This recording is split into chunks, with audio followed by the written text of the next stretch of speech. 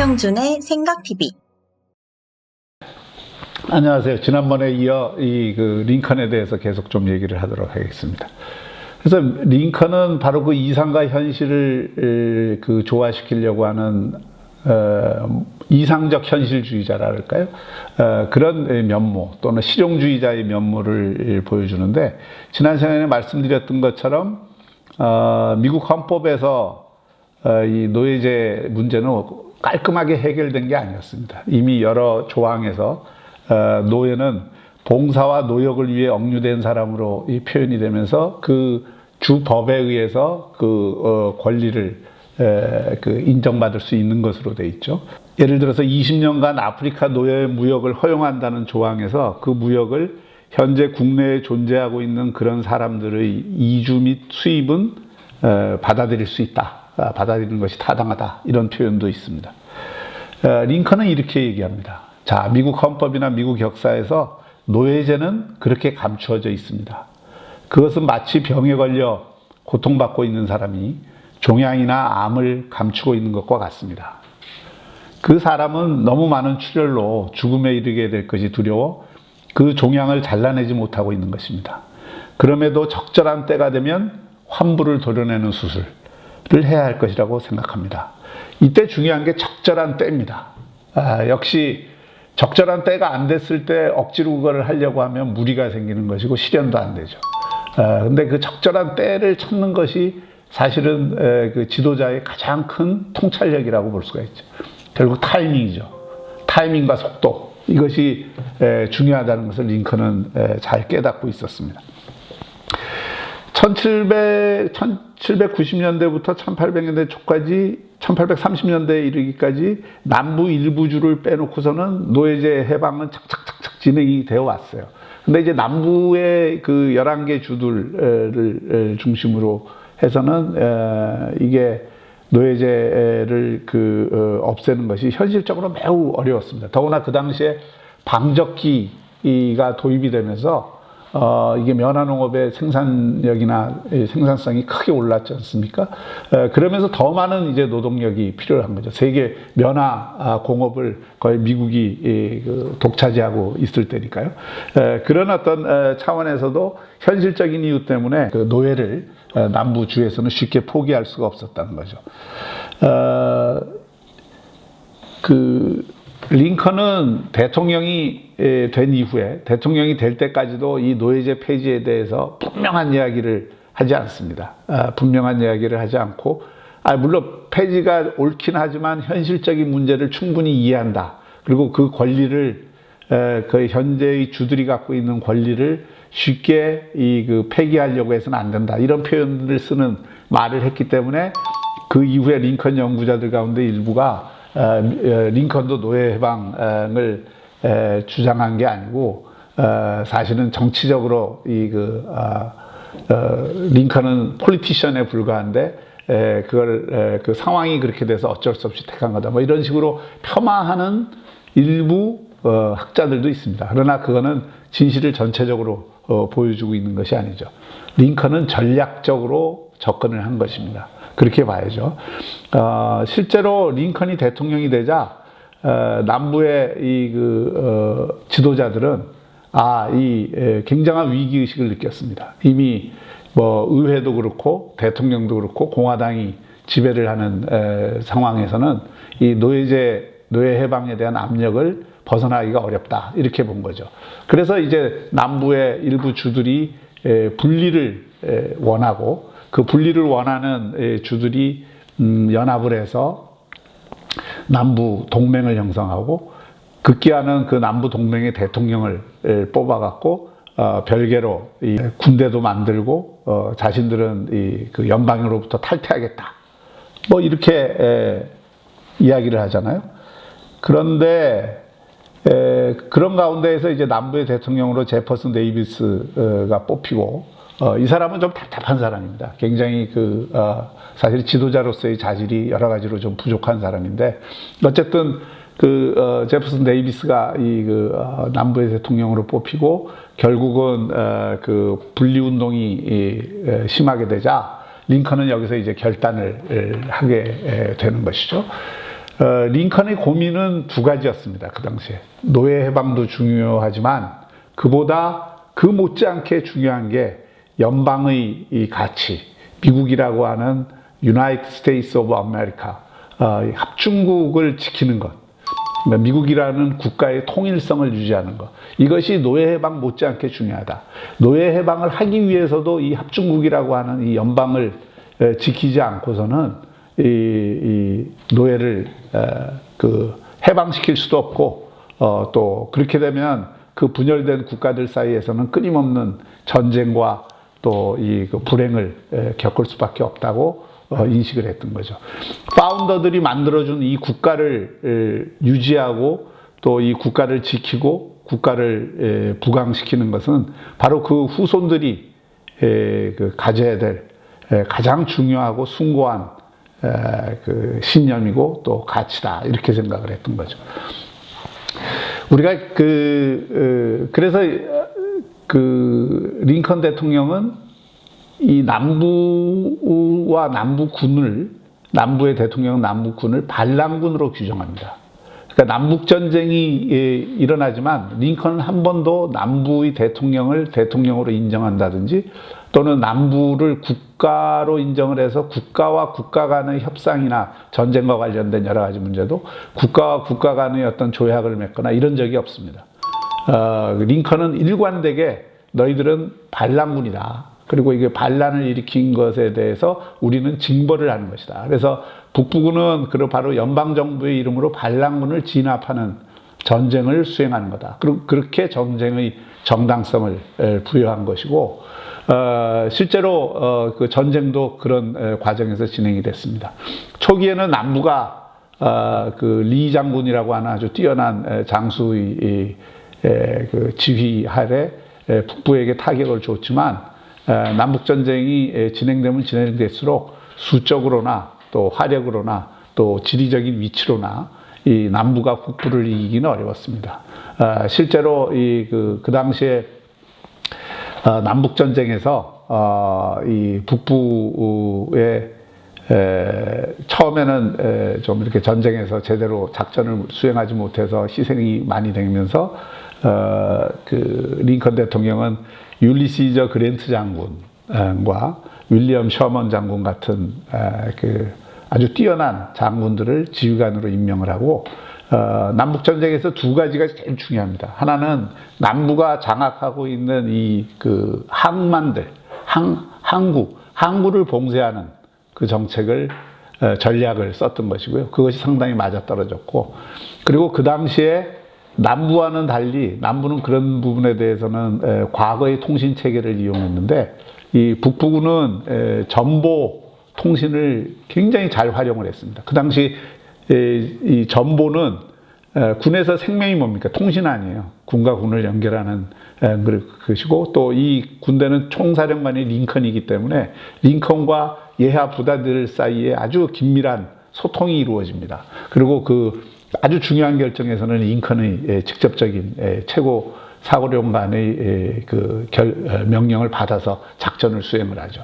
그 영화에서도 링컨 대통령 영화에서도 보면 링컨이 그 전보실에 직접 내려가서 전보를 받고 그 명령을 수행하고 그런 그것들이 굉장히 많이 나와요.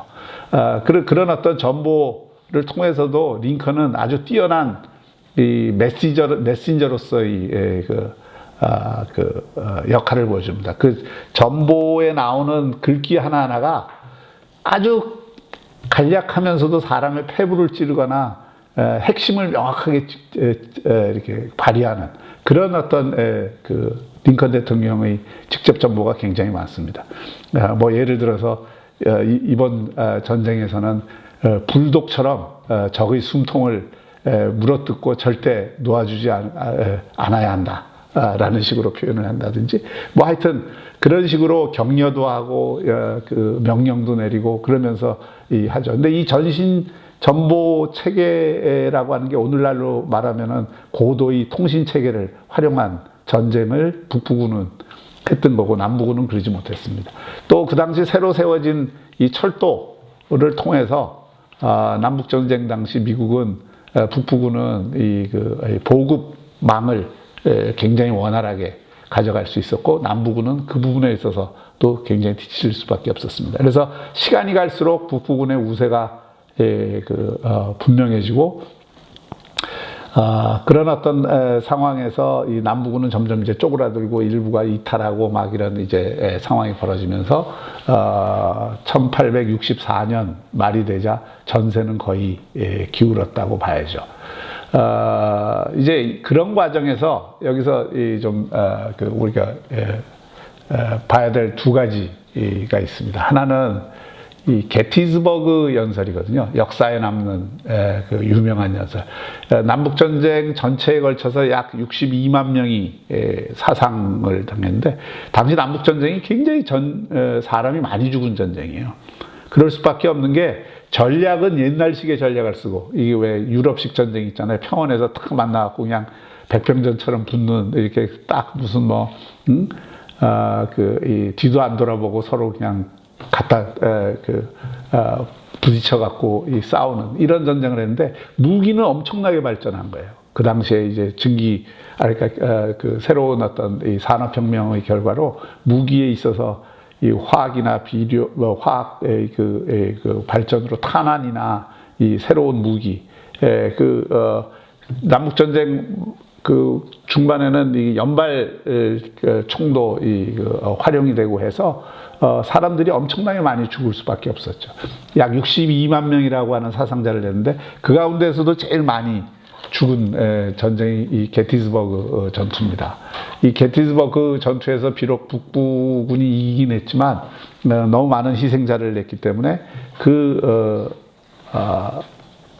들을 위로하는 연설, 이게 링컨이 남긴 연설 가운데 가장 명연설로 남아있는 것이죠. 게티즈버그 연설은 불과 이 문장이 300단어가 안 돼요. 287단어인가요? 뭐 그 정도밖에 안 됩니다. 그런데 여기에 그야말로 영혼이 담겨 있습니다. 원래 그 장례식에서의 연설은, 또는 어떤 고대 그리스부터 굉장히 중요시했습니다. 위대한 영웅의 죽음을 기리는 그런 장례식에서의 연설을 되게 지도자들이 하는데, 그 지도자들이 그 연설을 대단히 중요하게 생각합니다. 장례식에서의 연설은 크게 두 가지로 이루어져 있죠. 죽은 영웅을 찬양하고 그들의 어떤 공적을 기리는 그 대목이 하나 있고요. 그 다음에 그걸 기리면서 그들을 잊지 않으면서 산 사람들이 무엇을 해야 될 것인가, 그 죽은 사람들이 남겨준 그 유산을 우리가 어떻게 받들고 그걸 어떻게 발전시킬 건가, 이게 이제 한 대목이죠. 그러니까 어떻게 보면 죽은 분들에 대한 서약이자 그분들의 죽음을 앞에 둔 산 사람들의 맹세가 될 수 있겠죠. 대개 보면 장례식 연설은 그 두 가지로 이루어져 있습니다. 게티즈버그 연설도 마찬가지인데요. 이게 300단어밖에 안 되니까 한번 제가 일단 읽어보고 중간중간 한번 읽어보겠습니다. 지금으로부터 87년 전 우리의 선조들은 이 대륙에서 자유 속에 잉태되고 만인은 평등하게 창조되었다는 명제에 봉헌된 나라를 탄생시켰습니다. 이게 바로 이제 독립선언. 그걸 다시 한번 반복을 하는 거죠. 그 독립선언의 정신이 면면히 이루어져 왔다는 것을 확인하는 것이고, 지금 우리는 거대한 내전에 휩싸였으며 그렇게 잉태되고 그렇게 봉헌된 어떤 나라가 과연 오랫동안 존재할 수 있을 것인지를 시험받고 있습니다. 우리는 그 전쟁의 커다란 터전 위에 모였습니다. 우리는 이 나라를 살리기 위해 목숨을 바친 사람들에게 마지막 안식처가 될 수 있도록 그 싸움터의 일부분을 헌납하기 위해 여기에 왔습니다. 우리의 이 행위는 너무나 마땅하고 적절한 것입니다. 이 전쟁에서 북부가 갖고 있는 가치와 정당성, 그건 연방을 지키고 국가를 지키고 노예 해방을 이루는, 자유를 이루는 그 정당성을 위한 싸움은 너무나 마땅하고 적절한 것이라는 거죠. 그러나 더 큰 의미에서 이 땅을 봉헌하며 축성하며 신성하게 하는 자는 우리가 아닙니다. 여기 목숨 바쳐 싸웠던 그 용감한 사람들, 전사자 혹은 생존자들이 이미 이곳을 신성한 땅으로 만들었기 때문에 우리로서는 거기에 더 보태고 뺄 것이 없습니다. 그러나 이 용감한 사람들이 여기서 수행한 일이 어떤 것이었는지 결코 잊지 않을 것입니다. 기리는 것이고요. 그리고 이제 살아있는 사람들에게 대한 당부이자 각오입니다. 그들이 싸워 그토록 고결하게 진전시킨 그러나 미완으로 남긴 일을 수행하는 데 헌납되어야 하는 것은 오히려 우리들 살아있는 자들입니다. 우리 앞에 남겨진 미완의 큰 가업을 완수하기 위해 지금 이곳에 바쳐야 하는 것은 우리들 자신입니다. 우리는 명예롭게 죽어간 이들로부터 큰 헌신의 힘을 얻어 그들이 마지막 신명을 다 바쳐 지키고자 한 대의에 우리 자신을 봉헌하고 그들이 헛되이 죽지 않았음을 굳게 다짐합니다. 신의 가호 아래 이 나라는 새로운 자유의 탄생을 보게 될 것입니다. 국민을 위한 정부는 이 지상에서 결코 사라지지 않을 것입니다. 바로 이 게티스버그 연설이 그 두 가지를 확실하게 해주고 있는 거죠. 미국이라는 국가의 연속성과 통일성, 연방정부는 영원히 사라지지 않을 것이라는 것하고 또 하나는 자유라고 하는 가치를 이 전쟁을 통해서 분명하게 확립을 하고 그 자유의 탄생을 보게 될 것이다 하는 게 이 게티스버그 연설의 두 가지 중요한 메시지고, 이 게티스버그 연설이 별 사실은 큰 내용이 없는데도 불구하고 가장 역사적으로 명연설이라고 하는 이유는 그 짧게 함축된 그 속에 무엇이 이 나라를, 미국이라고 하는 나라의 원천이 되었고 무엇을 위해서 이 전쟁을 우리가 했고 어떤 목적을 달성을 해야 되고 그 전쟁의 결과로 우리는 무엇을 얻을 건가, 이걸 이처럼 명료하게 표현한 것이 없고, 또 국민에 의한 국민을 위한이라고 하는 것은 바로 그런 공화주의의 원리를 가장 간명하게 표현했기 때문에 명연설로 꼽히는 거죠.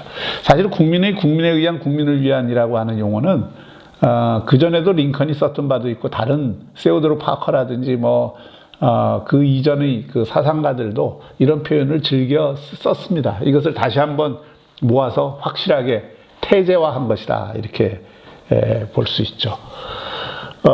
그리고 링컨이라는 영화가 이제 그걸 주제로 삼고 있습니다만은, 전쟁에서 전쟁 이겼으니까 남부 끝, 북부 이겼으니까 노예 해방, 이렇게 하는 것으로 이 문제가 해결될 거라고 보지 않았습니다.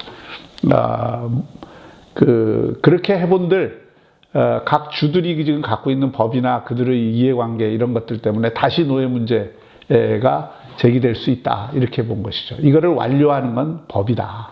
결국 헌법을 고치지 않으면, 헌법에 이것을 분명하게 담아놓지 않으면 노예 해방은 제도적으로 완성될 수 없다라고 하는 것이 링컨의 인식이었죠. 시간이 흐르면 남부는 항복할 수밖에 없는 조건이고 북부의 승리는 명확한 그 시기에 링컨은 바로 수정헌법 13조 통과를 위해서 온갖 노력을 기울이게 됩니다. 사실 링컨이라는 영화 링컨에서도 바로 그걸 주목하는 거죠.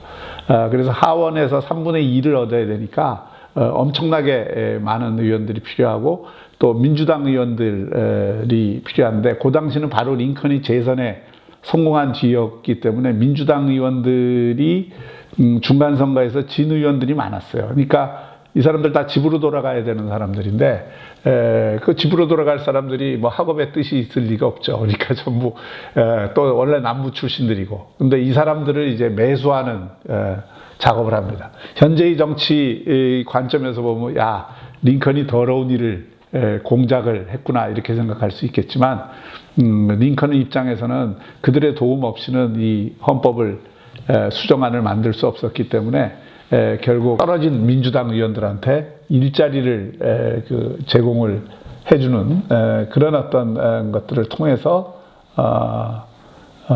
소위 찬성을 유도를 합니다. 물론 그 과정에서 직접 만나서 이 숭고한 이 가치에 대해서 설득도 하고 소통도 하는 그런 어떤 링컨의 모습도 볼 수가 있지만, 링컨은 하여튼 그 과정에서도 이 재밌는 것 중에 하나는 유머를 잃지 않는 대통령이었습니다. 그러니까 이게 미국의 이 그 경영 가운데 정치인들 가운데는 Do you have sense of humor? 뭐 이런 그 표현이 있습니다. 당신 오늘 아침 출근하면서 유머 감각 챙겼어? 뭐 이런 얘기도 있습니다만은 링컨은 정말 이 그 노잼 대통령이 아니었습니다. 그런 의미에서 아주 그 유머 감각이 뛰어난 대통령이었고 그 아주 긴박한 회의를 하는 가운데에서도 가진 유머를 통해서 분위기를 부드럽게 하고 그런 다음에 이 문제 본질에 접근하는 아주 탁월한 소통 능력을 가진 대통령이었죠. 그런 어떤 그 면모를 충분히 발휘를 해서 그 링컨은 결국 이들을 설득을 하고 또 하원을 움직여서 수정헌법 13조를 만들어냅니다. 여기에서 또 이제 링컨의 사상 하나를 보게 되죠. 그건 법치입니다. 법치의 중요성. 결국 링컨도 변호사 출신이기도 하지만 헌법이라고 하는 가치, 또 이 법률이 갖는 중요성, 결국 법의 지배가 자유의 실현 형태다라고 하는 확고한 신념, 이게 그 수정헌법 13조를 전쟁 막바지에 통과시키는 그 배경이 되는 것이죠. 거기에 집중하는 또 배경이 되는 겁니다. 13조는 두 개의 절로 이루어져 있는데요. 첫 번째는 어떠한 노예제도나 강제노역도 해당자가 정식으로 기소되어 판결로서 확정된 형벌이 아닌 이상 미합중국가 그 사법권이 관할하는 영역 내에서 존재할 수 없다라고 하는 거죠. 그러니까 노예제도와 강제노역의 법적 근거를 없애버린 겁니다. 그 다음에 2항은 의회는 적절한 입법을 통하여 본조를 강행제할 권한을 가진다. 이거는 뭐 그 사후 법적 뒷받침에 관한 조항이죠. 근데 어쨌든 이 13조가 그 성립이 됨으로써 실제로 이 그 노예제도는 그 헌법에서 금지하게 된 겁니다. 그래서 이 그 만일 그 노예 전쟁이 그러니까 남북 전쟁이 그냥 북부군의 승리로 끝나고 이 법적으로 이 13조가 만들어지지 않았다면 또 그 다음 상황은 어떻게 됐을까? 굉장히 복잡하게 됐을 가능성이 있습니다. 그래서 이거를 사전에 법적으로 딱 확립을 시키려고 하는 링컨 대통령의 리더십, 그건 법의 지배, 법치에 대한 확고한 신념, 그리고 결국 제도의 힘을 가져야 이 현실을 바꿀 수 있다라고 하는 그런 논리에 의해서 이루어진 것이죠. 그리고 또 그걸 이루는 과정에서 링컨은 탁월한 리더십을 발휘합니다. 링컨의 리더십과 관련해서 또 중요한 그 문제는 이 과정에서 다 나타나지만 이 위기에서 보여준 링컨의 탕평과 협치 능력입니다.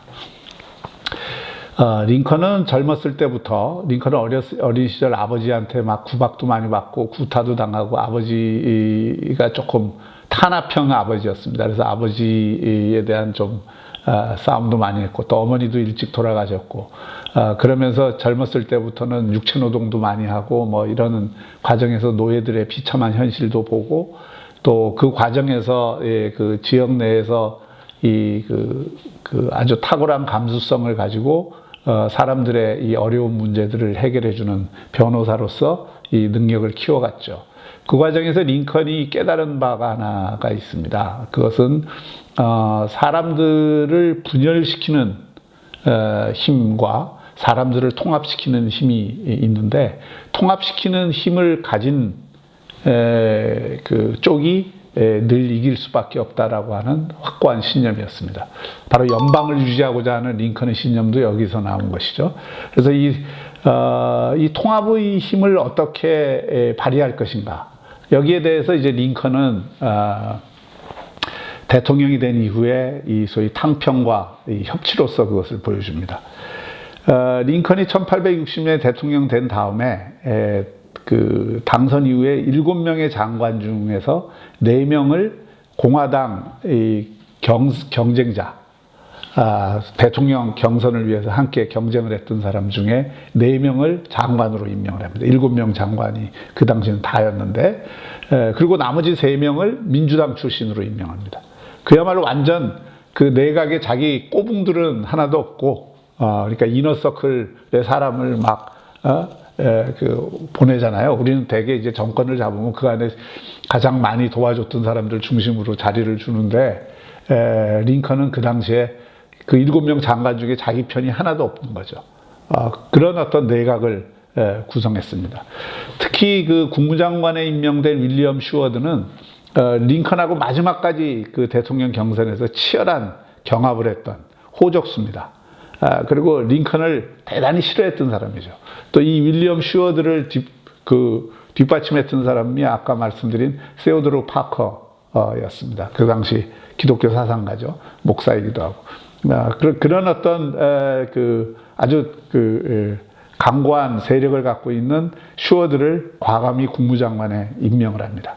영화에서도 보면 이 윌리엄 슈워드 국무장관이 링컨과 가장 가까이 대화하는 사람으로 나옵니다. 그리고 모든 문제에 관해서 링컨과 상의하는 이런 그걸 보여주는데, 실제로 그랬던 것 같습니다. 그 전쟁 수행 전 과정에 걸쳐서 이 적수였던 윌리엄 슈워드가 대통령 옆에서 가장 쓴소리도 하고 또 그 대통령의 그 국정을 가장 지근거리에서 잘 보좌하는 그런 역할을 하죠. 또 전쟁 장관으로 임명한 스탠튼 같은 사람은 링컨이 그 당시 워싱턴 정가에서는 촌뜨기로 불렸습니다. 이 뭐 촌에 일리노이의 조그만 주에서 온 촌 변호사가 무슨 이 연방정부를 이끈단 말이냐 하면서 욕을 억수로 했던, 부산말로 억수로 했던 그 사람이 그 스탠튼인데, 이 스탠튼을 전쟁 장관으로 임명을 하면서 남북전쟁을 수행을 하죠. 또 아까도 잠깐 말씀드렸지만 남북전쟁에서 율리시즈 그랜트 장군이나 윌리엄 셔먼 장군 같은 사람을 발탁을 해서 총사령관을 시키는, 이게 이제 그 능력을 보고 그 인사를 하는 링컨의 탁월한 용병술이었다고 할 수가 있습니다. 그래서 누가 물어요. 왜 그런 사람들을 쓰느냐. 그러니까 링컨이 한 그 신문 인터뷰에서 한 아주 중요한 이야기가 있습니다. 조국이 매우 위험한 상태로 접어들고 있고 능력 있는 사람들의 도움이 지금 당장 필요하기 때문이다. 이런 이야기를 합니다. 사실 전환기일수록, 위기일수록 이런 탕평의 힘이 대단히 큰 것이죠. 권력을 공유하려고 하는 그런 열린 포용력 있는 생각을 가진 지도자가 사실 큰 역사의 변화를 만들어내는 겁니다. 저는 문재인 대통령이 처음 대통령 됐을 때 그런 바람을 좀 가졌어요. 보수가 괴멸됐잖아요. 또 자멸했잖아요. 그럼 한쪽이 완전히 엎어진 상태거든요. 이때 오히려 그런 엎어진 보수를 가운데에서도 정말 국정을 함께 할 수 있는 파트너라고 하는 것을 오히려 인식을 하고, 뭐 법적으로 문제 있는 건 문제대로 짚더라도 그들을 끌어안는 정치, 그리고 탕평의 정치, 만약에 그러면서 통합의 힘을 발휘했다면 문재인 대통령이 역사에 남는 큰 지도자로서 과거의 대통령하고는 다른 면모를 보여줄 수 있겠다. 또 문재인 대통령 개인의 제가 품성도 좀 아는 사람이라서 그런 기대를 했는데 그 기대가 사실 무너졌죠. 그래서 결국은 문재인 대통령도 이 한국 정치의 고질인 분열의 정치 그 늪을 전혀 벗어나지 못하고 있습니다. 링컨의 리더십을 보면서 제일 아쉬운 우리가 또 배워야 될 덕목이 바로 이것 아닌가 싶습니다. 링컨이 그 어려운 시기에 모든 사람들을 끌어안으려고 했던, 링컨은 전쟁이 끝난 이후에도 그 전쟁의 아픔을 끌어안으려고 했습니다. 그리고 아까도 말씀드렸지만 전쟁은 반란군에 대한 그 전쟁이었기 때문에 이 반란군의 책임을 묻는 문제는 아주 최소화하려고 했습니다. 그 최소화하려고 했기 때문에 사실 남부군에 종사하거나 거기에 가담해서 전쟁을 치렀던 또 그걸 지원했던 것에 대해서는 거의 책임을 묻지 않았어요. 그 뒤에 책임을 묻지 말라고 얘기를 하고 그 정신은 그대로 이어집니다. 예를 들어서 제퍼슨 데이비스 남부동맹 대통령 같은 경우에 적의 수괴잖아요. 반란군의 수괴인데 우리 같으면 아마 적폐청산이라 해서 어마어마하게 죽이고 또 했을 거예요. 이 사람 반역죄로 체포되었으나 3년 만에 석방됐습니다. 그리고 말년에 행복하게 살았어요. 무슨 뭐 우체국장에도 갔다가 링컨은 전쟁 끝난 지 일주일 만에 살해됐습니다만은 이 제퍼슨 데이비스는 링컨보다 34년이나 더 살다 장수하다가 죽었어요. 그 외에 남부의 반란에 참여했던 사람들한테 책임을 묻지 않았습니다. 왜냐하면 이 전쟁에 62만 명의 사상자가 났고 북부 인구의 6%, 남부 인구의 18%가 죽었습니다. 그리고 5만 6천 명의 군인이 남북전쟁 과정에서 감옥에서 죽었거든요. 엄청난 비극을 아는 전쟁이죠. 그래서 어네스트 해밍웨이가 얘기했지만 누구를 위하여 종을 울리나. 이건 스페인 내전에만 해당되는 게 아니라 이 남북전쟁에도 해당되는 거죠. 이 사람들이 누구를 위해서 죽었나. 누구를 위해서 과연 종은 울리는가. 결국 그 종은 자유의 가치를 위해서, 모든 사람을 위해서, 남부와 북부를 넘어서서 미국이라고 하는 위대한 나라를 위해서 울린다는 것이고, 또 그것이 세계 인류를 위해서 울리는 종이 될 수 있었던 것이고, 무엇을 위해서? 자유라고 하는 그 가치와 그 비전을 위해서. 오늘 여기까지 하겠습니다. 생각의 힘을 키우다. 박형준의 생각TV.